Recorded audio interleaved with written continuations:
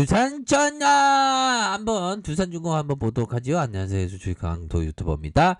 네, 반갑습니다. 자, 두산 바켓의 현금 흐름 개선을 통해서 결국에는 바켓의 지게차 매각의 속내가 무엇인지, 퀘션 마크가 무엇인지, 그런 어떤 부분에 대해서 기사가 나왔습니다. 한번 보도록 하죠.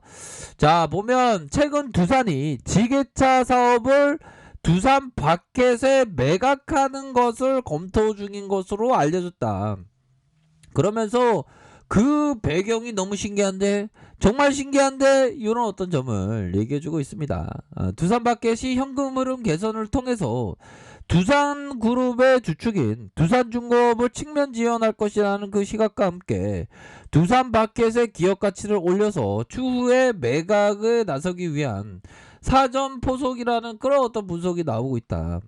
그러면서 두산그룹은 두산의 지게차 사업 부분을 물적 분할한 뒤 두산중공업의 손자회사인 두산바켓에 넘기는 방안을 검토하고 있다. 자, 두산의 사업 차량 BG는 2019년 글로벌 10 지게차 업체로서 연간 순이익이 430억이다. 실적 잘 내고 있죠, 보면. 자, 우선 지주회사의 알짜 사업을 두산바켓에 넘기는 것은 바켓의 기업 가치를 올리기 위한 그런 어떤 부분은 이론이 없다. 뭐 논란의 여지가 없다. 뭐 무조건이라는 거다. 넘기는 건 바켓의 가치를 올리기 위한 것이다. 그런 점이 되겠죠. 자, 지난해 9월 기준 두산바켓은 두산중공업의 자회사 두산인프라코의 지분 51.05를 보유하고 있는데, 인프라코의 매각 작업이 마무리되면 두산중공업의 자회사로 편입될 가능성이 높다. 그쵸? 이 경우 지게차 사업을 인수한 두산바켓이 배당을 통해서 재무구조가 부실한 두산중공업을 지원할 가능성. 우리 지원해주세요. 우리 두산중공업 좀 힘을 보태주세요. 뭐 그렇게 해서 좀 보탠다는 거 아니겠습니까, 얘들아. 그런 부분. 그렇게 해서 업계 관계자는 두산바켓은 지주사의 알짜 사업 인수를 통해서 현금 흐름 창출력이 개선되면서 재무적인 측면에서 두산중공업의 측면은 가능할 것이다, 얘들아. 하지만 일각에서 두산바켓이 매각 가능성도 흘러나오고 있다. 지게차 사업 확보를 위한 바켓의 지분 가치를 향상시키기 위한 사전 포섭이라는 분석이다. 그러면서 애널령이 얘기하는 게 현재 두산중공업의 구조조정 규모는 2조 2,400억 수준이고 채권단과 약소한 자구한 3조 못 미치는 상황이다. 두산 인프라코 차이나 DICC 관련된 동반 매도 청구권의 규모에 따라서 두산중공업의 부당 규모가 다소 늘어날 수 있는 상황이다. 3조 원의 자구안을 달성하기 위해서 두산바켓의 매각 가능성이 거론되고 있는 그런 어떤 상황이다.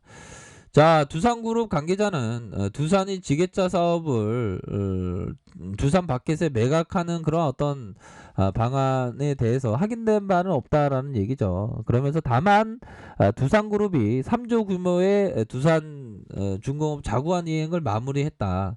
그러면서 재무적인 안정성 확보가 필요하다. 실제로 두산중공업은 연결기준에서 좀 많이 감소했죠. 1541억 원을 기록했다. 이런 부분으로 해서 점차적으로 얘들아 뭐 두산중공업에 대한 어떤 가치도 함께 올라가 줄 수 있는 부분은 충분히 있다라는 점을 말씀드리도록 할게요. 자, 보면 외국인들 지금 왜 이렇게 빼돌아오고 그래. 쫓당하게 진짜. 외국인들 진짜 참. 현대야, 기타 화면에서는 들어오고 있어요. 하나, 둘, 셋, 넷, 다섯, 여섯, 일곱, 여덟. 8거래일째 소매수가 나오고 있고, 진짜 구조대가, 진짜 반드시 구조대가 돌아오길 했는데 얘네들이 진짜, 이 곰매도 애들 진짜 나쁜 애들이지, 진짜. 현들아, 곰매도 애들 한번 보자. 곰매도 애들 보면, 진짜 곰매도 애들 근데 많이 줄어들고 있네, 곰매도 애들이. 곰매도 애들이 얘들아 대량의 이런 어떤 쇼커버가 많이 나온다는 거는 반등에 대한 부분이 나와줄 때 엄청나게 세게 나온다는 거 아니야, 보면 반등이. 그런 부분이 되기 때문에 반등 나오면 엄청나게 세게 나와준다. 뭐 이렇게 좀 생각하실 수 있는 부분은 분명히 있겠다. 이렇게 말씀드릴게요. 그래서 앞서서 곤매도들이 많이 또 증가됐던 그런 어떤 부분에서 이제 두산중공업의 쇼커버가 많이 나오네 보니까. 그러니까 얘들도 주가가 올라갈 것 같은 거야. 그러니까 이제 두산중공업이 이제는 좀 반등에 대한 부분이 세게 나올 수 있는 부분은 분명히 있지 않을까라는 생각이 드네요. 그쵸, 얘들아? 그렇게 해서 보면 주가가 너무 하락했어 보면.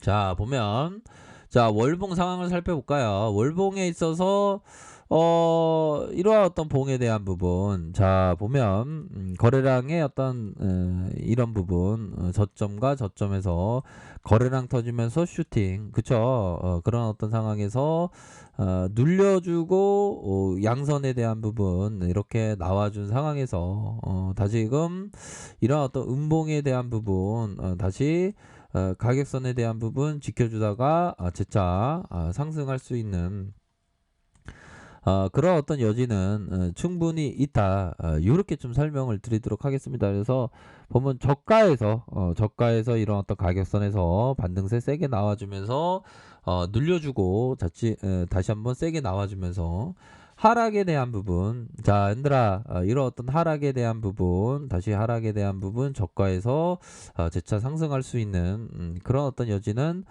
충분히 있지 않나라는 생각이 들어요. 그래서 월봉과 주봉과 일봉 이런 어떤 상황에서 가격선에 대한 부분, 이런 가격선이 있겠죠. 슈팅에 대한 부분, 슈팅이 나오고 눌려주다가 지차 상승 누르고 다시 한번 하락에 대한 부분, 다시 이런 어떤 가격선에서 반등에 대한 부분이 충분히 나올 수 있는 그런 어떤 부분은 충분히 있다.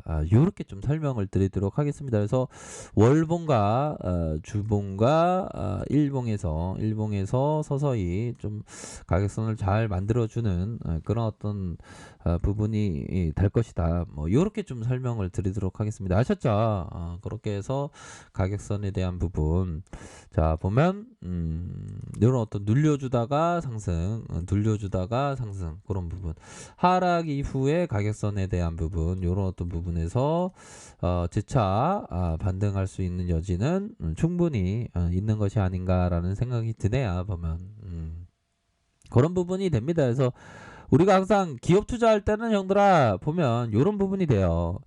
자, 동전에 9번 연속 던져서 앞면만 나왔다. 10번째 동전을 던진 경우 앞뒤면에서 어디에 베팅하실 거예요? 앞면만 나오는데 이제 뒷면 나오겠지 하면서 뒷면에 베팅을 하는 사람이 대다수겠죠. 보면 주식광수 뒷면 베팅해야겠다 이렇게 생각하지만 결론은 연들아 후라이드 반 양념 반 2분의 1 확률이에요. 보면 그쵸? 이런 어떤 부분, 그러니까 어떤 이거는 어떤 트레이더적인 관점이고 기업 투자자 관점에 뭐 두산중공업은 오히려 더 내려올 때 좀 모아갈 수 있는 그런 어떤 부분이 되겠죠. 보면 그러니까 우리가 확실히 트레이더와 기업 투자자 관점하고는 확실히 구분을 지어야 하는 면은 분명히 있습니다.